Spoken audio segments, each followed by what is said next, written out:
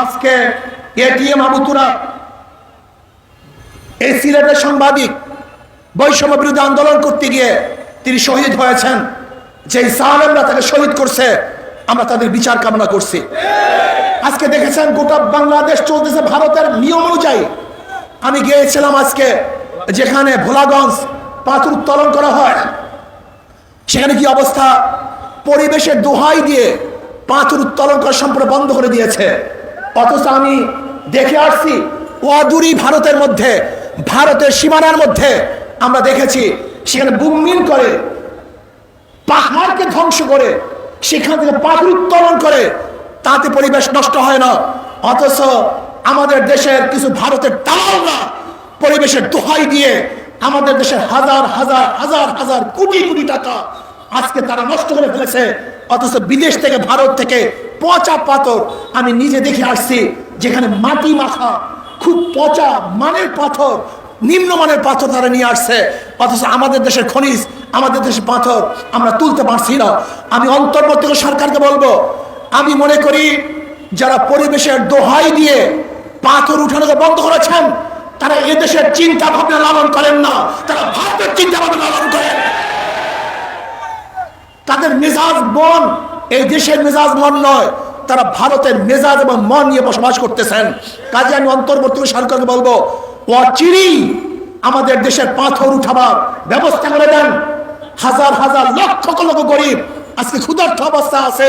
আপনার পত্রিকায় দেখেছেন আজকে ক্ষুধার তাড়নায় কয়েকদিন আগে এক পরিবার আত্মহত্যা করেছে। অথচ পাথর উত্তোলন করতে পারত, তাহলে তারা আত্মহত্যা করতে হতো না। আমাদের হাজার হাজার কোটি কোটি টাকা বাংলাদেশে সেই হইতো, আমাদের দেশে বিদেশে পাচার হতো না।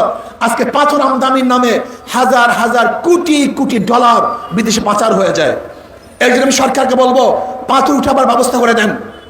আজকে বৈষম্য বিরোধী আন্দোলন করতে গিয়ে যারা শাহাদাত বরণ করেছে, এদের অংশ মুসলমান, মুগ্ধ ইসলামী ছাত্র আন্দোলনের সদস্য ছিল।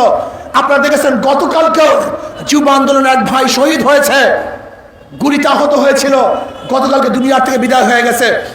হাজারো মানুষ শহীদ হয়েছে নাস্তিকদেরকে প্রতিষ্ঠিত করার জন্য নয়।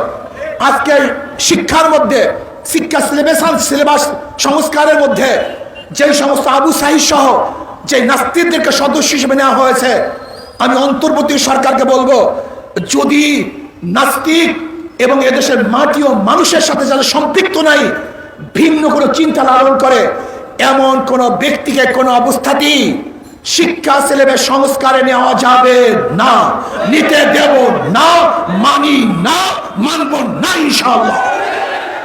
কাজে আসুন আমরা দেশকে ইসলামী সাজাই, ইসলামী হুকুমত কায়েম করার চেষ্টা করি। যে ইসলামী হুকুমত কায়েম করি, তাহলে আমার মা বোনেরা ন্যায্য অধিকার ভোগ করবে, আমার মা বোনেরা ধনী হয়ে যাবে, আমাদের মা বোনেরা বড় শিক্ষিতা হয়ে যাবে।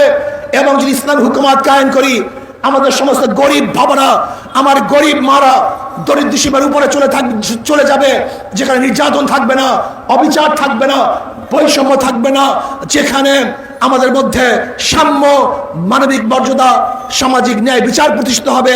এর জন্য আসুন কাঁধে কাঁধ মিলিয়ে 93% মুসলমানদের দেশে ইসলামী হুকুমত হবেই হবে, হওয়াই উচিত। এর ব্যতিক্রমে বাংলাদেশের জনগণ সহ্য করবে না, করতে পারে না ইনশাআল্লাহ। কাজে আসুন আগামীতে সবাই ঐক্যবদ্ধভাবে ইসলাম হুকুমত কায়েম করার জন্য হাত পাকা প্রতীককে শক্তিশালী করবেন, ভোট দিবেন এবং ইসলামী আন্দোলন অন্তর্ভুক্ত হবেন, এই আশাবাদ ব্যক্ত করে আজকে এখানে বক্তব্য শেষ করছি। আমা আলাইনা ইল্লাল বালাগ। আল্লাহ।